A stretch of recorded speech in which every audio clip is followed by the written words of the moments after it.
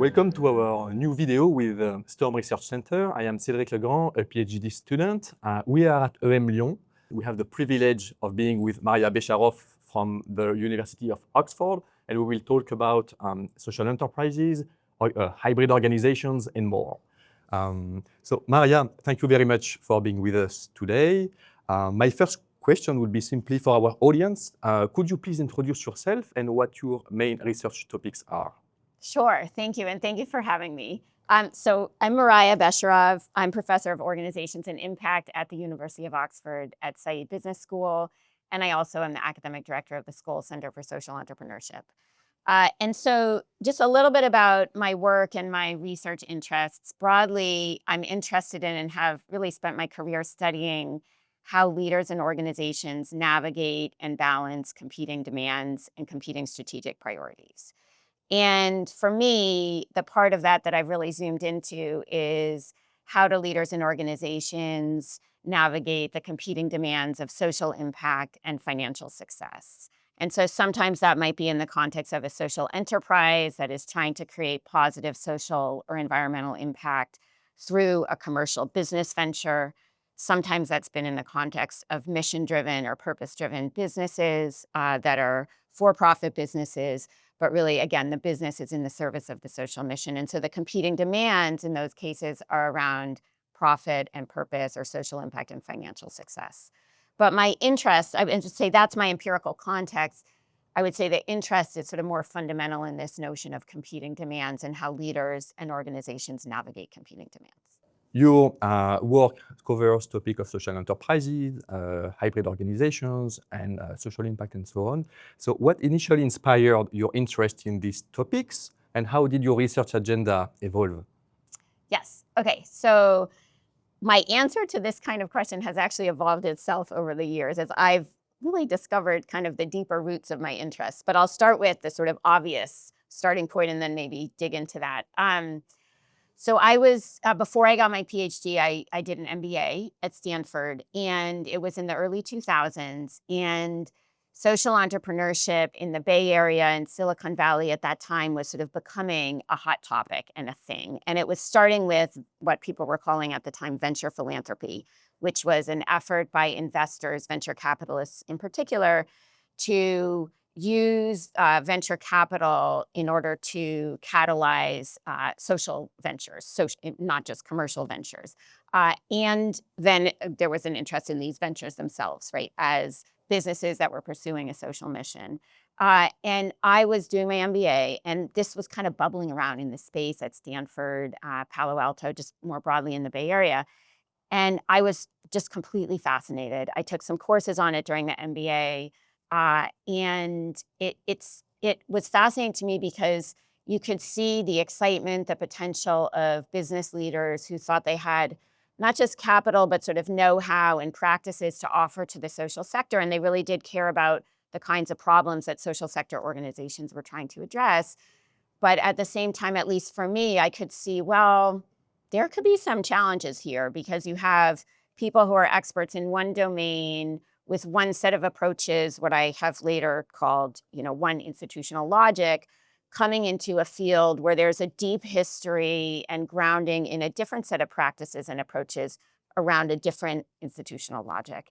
And that has its own value, right? And so I became quite interested in how would this play out? And so I sort of discovered social enterprise as a context where potentially competing demands and conflicts between logics were at play. And this was a sort of a very relevant phenomenon, right? It was sort of happening in the world I was operating in. And that's what I set out to study when I then went from the MBA program to get a PhD at Harvard. And so I would say that's sort of like the surface level, where did my interest start, right? Was sort of in the Bay Area in the early 2000s as I was starting to think about entering academia and observing this phenomenon that I thought was really empirically important and also theoretically interesting. But I'll just say I've sort of since reflecting on that journey and sort of some of my earlier experiences, I can see that really my interest in competing demands and in bridging the worlds of business and the social sector are probably much more deeply rooted, to be honest, in my childhood. So my parents were political and social activists in the 1960s in the US. They had lived on a commune before I was born. They sort of operate in the world of ideals and activism. And that was my upbringing until I was about 8. And then they decided to make a major shift in what they were doing and in where we were living. And so we moved from a very liberal area of Western Massachusetts. The nickname was actually Happy Valley, to Boston, Massachusetts, to a city, large city. They went into business. My father got an MBA. My mother went to work for a technology firm.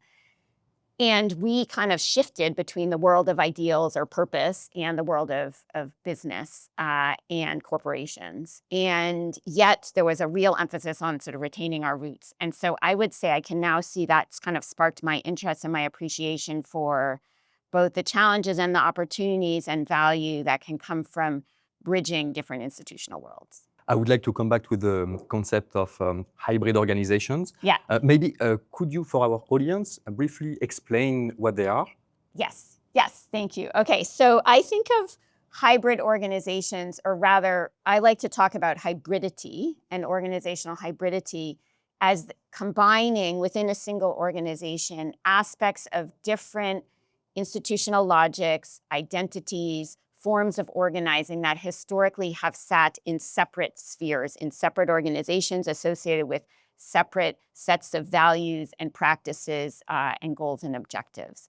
And hybridity involves the bringing of those things together in a single organizational context. And so if we take an example of social enterprise, what's mixed there is a market-based approach, right? Commercial ventures, exchange of goods and services on the market, with a social welfare approach that emphasizes the creation of positive social value or environmental value.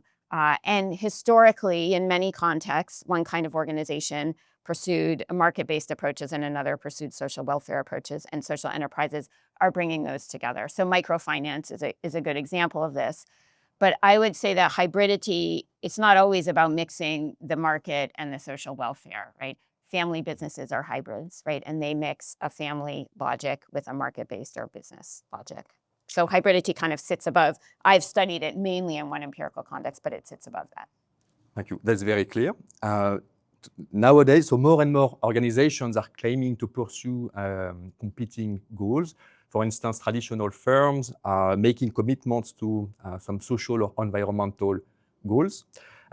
This tends to blur the lines between hybrid organization and non-hybrids.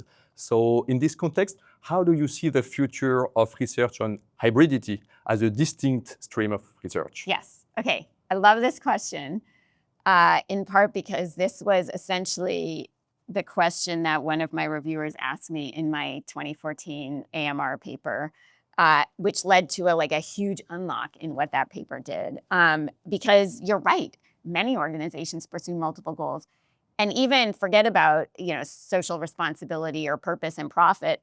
Think about a global firm that's trying to be globally consistent and customized to local markets, right? Or a firm that's trying to exploit or maximize the success and profits of its current business, but explore and innovate for the future, right? And the ambidextrous organization, if you will, right? So isn't that multiple goals? So yes, in some sense, all organizations pursue multiple goals. And I would say, yes, competing demands are pretty universal. And when I teach on leadership and organizations and organizational change, I talk about how do you navigate competing demands as a leader? How do you build organizations with the capacity to do that? And I'm not just talking about social enterprises or mission-driven businesses. So I would say the phenomenon of competing demands is pretty universal. What does that mean for the concept of hybridity and research on hybridity? So two things. So one, when I sort of defined hybridity, again, I was talking about the mixing of aspects of different institutional logics. And if we think about global standardization and local customization, both of those are sitting in the same institutional logic, right? So that's not hybridity per se, or that's maybe a less extreme form of hybridity. And similarly, innovation and the current business, those are both within the logic of the market, right? And so hybridity is really focused on the contexts where you're bringing together aspects of two different institutional spheres. And so, but still, even so, right, that's happening more and more, right? And so then I think, what does that mean for research on hybridity? And this was the big move in the 2014 paper, was to say it's not hybrid versus non-hybrid. All organizations have some degree of hybridity. In the paper, we said all organizations combine to varying degrees multiple institutional logics. And so then the question for research is not studying hybrids versus non-hybrids or distinguishing what goes on in hybrids versus non-hybrids. It's about identifying the dimensions on which hybridity varies, which we've done, right? So that's kind of been done, right? We want to think about how compatible different logics are. We want to think about the relative centrality or importance to the organization of different logics. How many are we talking about? How are they structurally combined in the organization? Are they separated in different units, or are they integrated across the whole organization? And so so that part, has been done in a way. I think then we can talk about sort of then what's next. Absolutely. Yeah, this was my next question. So what would be the most promising or underexplored research areas related to hybridity?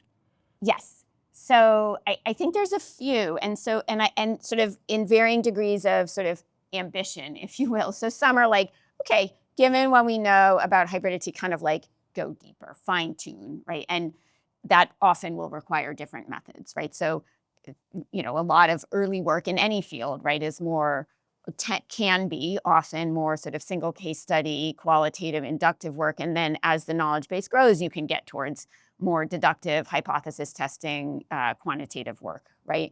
Of course, that's not a universal, right? Sometimes you start with the other. So in the space of hybridity research, there's some things that are understood from single case studies that we actually, it doesn't mean it's true more widely, right? Or we need to look at it in other contexts. That's kind of the fine tuning. That's really important. It's also sometimes not seen as interesting, right, or a major contribution, but I do think it's important. And so just to point out a few things that perhaps are in that space, like questions about power, politics, sort of the political side of hybridity. People have touched on that, but there hasn't been that much work in that space. Questions about what's the difference in how hybridity unfolds, sort of the implications of hybridity in terms of whether hybridity is there from the start or develops over time. That's another important arena, but that's kind of all like within the bounds. I think for me, the two more exciting areas and maybe bigger areas are thinking about, we kind of know at some level, how do you effectively navigate as an organization hybridity and competing demands? Like the what to do is relatively well understood.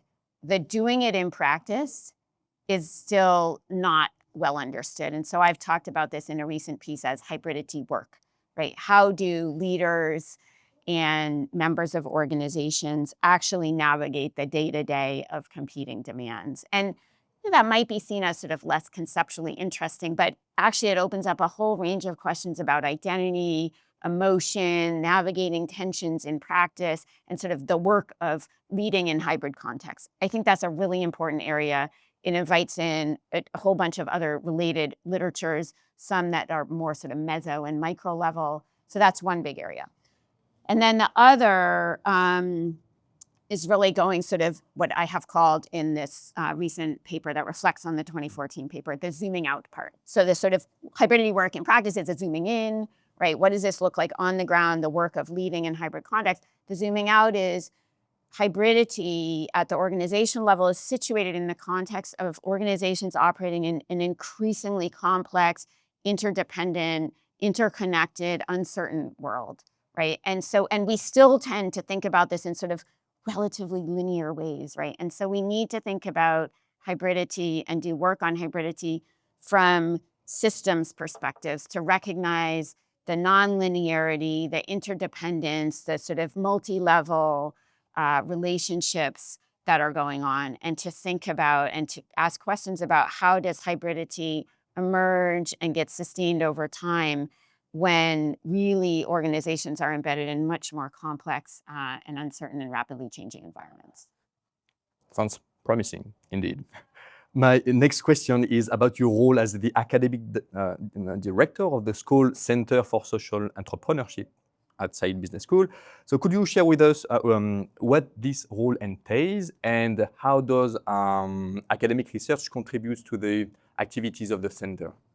Yes, yes. So as academic director, I mean, at a high level, it's really overall responsibility for the center, the vision, the strategic direction, the research agenda, the programming from a strategic high-level perspective, and the development and fundraising work to resource that. And so what does that mean concretely? And how does that, link to academic research? Really, so I've been the academic director for several years now, 4 years, and the role has evolved and grown a bit over that time as we've sort of shifted the rest of the structure of the team, and as we've built and rebuilt a research agenda. And so the center really works at the interface of research and practice. In the early years, we were aiming to really help build the field of social entrepreneurship. This was the early 2000s. The center was actually founded at the same time as I was at Stanford, sort of discovering this space. And so we supported research, and there's a chaired professorship that was funded in the early years as part of the center. We supported social entrepreneurs to come study at the business school, Saïd Business School, for the MBA, and we worked to engage practicing social entrepreneurs out in the field to support their work. And so it's very much focused on social enterprise and building a knowledge base around social ventures. We weren't the only ones doing that. Many others too. I think we played an important role. Again, this was well before my time, but the center really helped to build the field in that early stage. There was a middle stage of work that was more on systems and recognizing it's not just the hero entrepreneur who addresses and solves social problems. As I was saying before, right?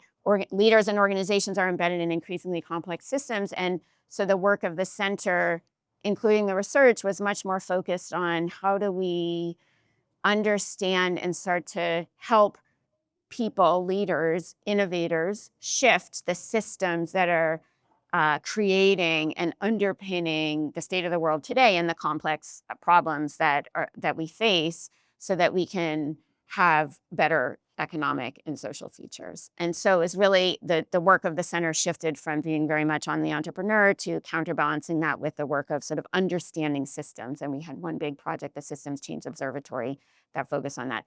That was all before my time. So then in my era as the academic director, we have built on both of those. We are building on both of those and really trying to help balance out research and a focus on social innovation and social entrepreneurs as core innovators, with a focus on understanding the institutional context, the systems in which social innovators are operating, and how to shift those.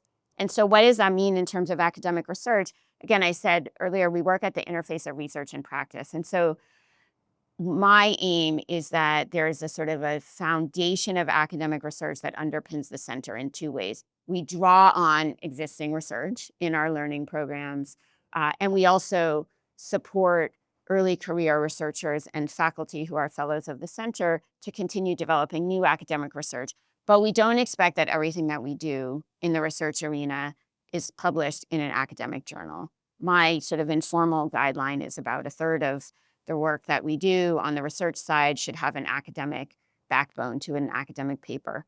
Often that comes out after the practical case studies or playbooks or landscaping reports that we produce. And so the reason why, for me, that's sort of an okay place for the center to be is that, again, our primary mission is sort of at the interface of research and practice. And so we need to be producing the applied research outputs, the things that practicing social innovators and the funders, policymakers, and others who are trying to support and build that field can use. And actually, I often find that in doing those practical outputs, it helps inform the underlying academic research, even as, of course, the academic research informs the practice. Okay, so that's a strong example, or a very good example of how academia and social enterprises can mutually influence each other. My last question is our traditional question. Would you have any piece of advice for PhD students or early stage researchers? Yes, I have a few pieces of advice. And so I think the first thing and the most important thing I would say is I understand there's often a lot of sort of anxiety around like, how do I get a job? What should I study? Sort of the really important sort of career questions, right? This is a career, right? And there are sort of practical realities of securing a place for yourself in this field, right? I would say, and I don't mean to trivialize that, those are really important questions, but anchor in doing interesting and important work. And you can't do that and ignore the practical realities, but what are interesting and important questions to ask? And another sort of way of thinking about that is what are rigorous ways of studying things, but also ways of producing relevant work, right? So that's the important piece, the relevance. And the interesting, I mean, what's sort of theoretically interesting is much discussed, but I would sort of think about what's interesting to you, right, as an individual, as a scholar, because you've got to get up every day for years and years and be engaged and motivated and driven to really pursue this. And part of that is sort of where can you find a community of scholars and people to be in conversation with about that? So what do you find interesting and how do you find a conversation that is where there's shared interest? Okay, so that's like, I would say foundational, interesting and important work. I would, if I can, I'd share another little bit of advice, which is about how do you think about your work unfolding over time across a career? And I'm going to sort of not so shamelessly steal from some ideas in one of my papers, the 2019 ASQ paper with Wendy Smith, where, that paper was about sustaining hybridity and how do organizations sustain what seemed to be often, again, competing social impact and financial success demands over time, over many years. And a few of the core insights from that paper, I think, are much more widely relevant to how do you build a career when you're trying to do work that is rigorous and theoretically recognized, but also relevant and important to the world. And the one that I would emphasize, or the two that I would emphasize, is what we call guardrails. So the notion of you need to create, in this case, for yourself as you build a career, anchors, guardrails that hold you accountable for and that support you in pursuing the kind of career you want to have, right? And so for me, this was guardrails around how do you do work that is theoretically important and interesting and work that is practically relevant, right? And what people am I connected to? What institutions do I put myself in? What kinds of goals and metrics do I set for myself? All those can be kinds of guardrails, right? Relationships, structures, goals. And then the other, and maybe the most important piece is, which also comes from this 2019 paper, is the guardrails create a space, right, within which you can work. And then things emerge over time. And if you've got those boundaries or those accountability mechanisms or those guardrails that bound your space, you can experiment, you can innovate, you can kind of move around a little bit. And you'll still be in the zone of doing the things you're trying to do and going in the direction you're trying to go in with your career.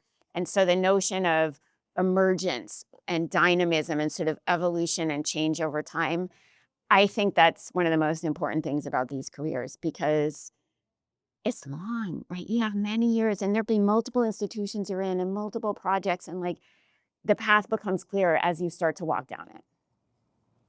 Thank you very much, Marya, for being with us. Thank you.